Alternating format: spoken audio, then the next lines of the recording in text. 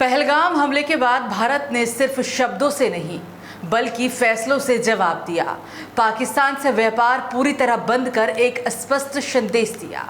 आतंक और व्यापार एक साथ नहीं चल सकते। जहां पाकिस्तान को आर्थिक झटका लगा तो वहीं भारत ने वैकल्पिक रास्तों को अपनाकर आगे बढ़ना सीखा।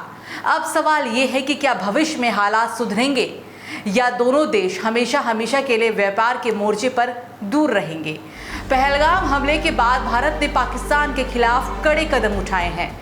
भारत ने पाकिस्तान से आने जाने के रास्तों को बंद कर दिया है। साथ ही सार्क वीजा छूट योजना SVES को भी रद्द कर दिया गया है। ये फैसला पहलगाम में हुए आतंकी हमले के बाद लिया गया।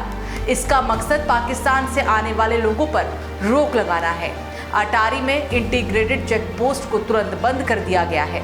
अटारी वाघा बॉर्डर को बंद करने से भारत और पाकिस्तान के बीच व्यापार पर बड़ा असर पड़ेगा। ये बॉर्डर दोनों देशों के बीच व्यापार का एकमात्र रास्ता था। ये अमृतसर के पास स्थित है और यहाँ से सामान और लोग आया जाया करते थे। भारत से सोयाबीन, मुर्गी का चारा, सब्जियां, लाल मिर्च, प्लास्टिक दाना और प्लास्टिक यार्न जैसी चीजें निर्यात हुआ करती थी। वहीं पाकिस्तान से सूखे मेवे, खजूर, चिप्स, सीमेंट, कांच, सेंधा नमक और जड़ी बूटियां आयात हुआ करती थी। इतना ही नहीं, इस रास्ते का इस्तेमाल भारत और अफगानिस्तान के बीच व्यापार के लिए भी किया जाता था। अटारी लैंड पोर्ट 120 एकड़ में फैला हुआ है। ये नेशनल हाईवे 1 से जुड़ा हुआ है और इसके बंद होने से दोनों देशों के बीच सामान की आवाजाही भी रुक जाएगी। इससे व्यापार पर बुरा असर पड़ेगा। 2023-24 में इस पोर्ट से 3,886.53 करोड़ रुपए का व्यापार हुआ था और इस दौरान 6,871 कार्गो मूवमेंट और 71,563 यात्री आए गए थे। भारत का ये कदम पाकिस्तान के खिलाफ एक कड़ा संदेश है। भारत का मानना है कि पाकिस्तान आतंकवाद को बढ़ावा देता है। पाकिस्तानी नागरिकों को अब सार्क वीजा छूट योजना के तहत भारत आने की अनुमति भी नहीं होगी। इस योजना के तहत कुछ खास लोगों को बिना वीजा के सार्क देशों में आने जाने की छूट मिला करती थी।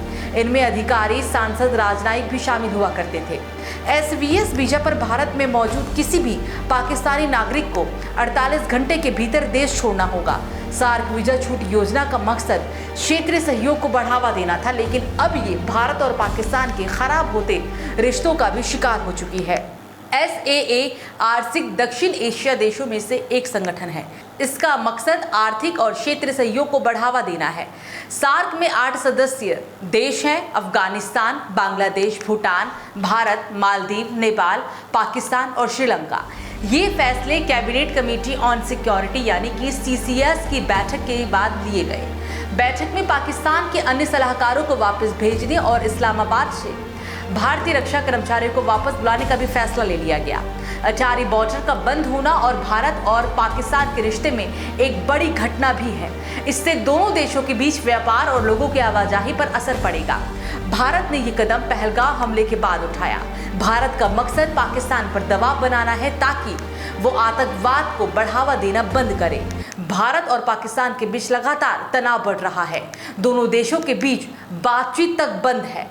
बता दें कि भारत और पाकिस्तान के बीच व्यापारिक संबंध हमेशा से ही राजनीतिक तनावों से प्रभावित रहे हैं।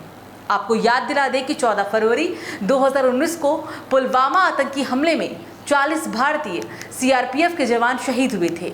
इस हमले के बाद भारत सरकार ने पाकिस्तान से मोस्ट फेवर्ड नेशन यानी कि MFN का दर्जा भी वापस ले लिया। MFN दर्जा वो होता है जिसमें एक देश को व्यापार में विशेष सुविधाएं दी जाती है, जैसे कि कम टैरिफ, बिना भेदभाव के व्यापारिक व्यवहार आदि। भारत ने पाकिस्तान से आयातित वस्तुओं पर 200% तक कस्टम ड्यूटी लगा दी थी और इससे पाकिस्तान से आयात करना भी लगभग असंभव हो गया था। जम्मू कश्मीर से अनुच्छेद 370 हटाए जाने के बाद पाकिस्तान ने भारत के साथ द्विपक्षीय व्यापार पूरी तरीके से निलंबित कर दिया था और इसके बाद दोनों देशों के बीच आधिकारिक व्यापार लगभग समाप्त हो गया था। बहरहाल, भारत ने पाकिस्तान के साथ व्यापारिक रिश्ते तोड़कर ये साफ संदेश दिया है कि अब वो हर मोर्चे पर कड़ा जवाब देगा, चाहे वो सीमा पर हो या बाजार में।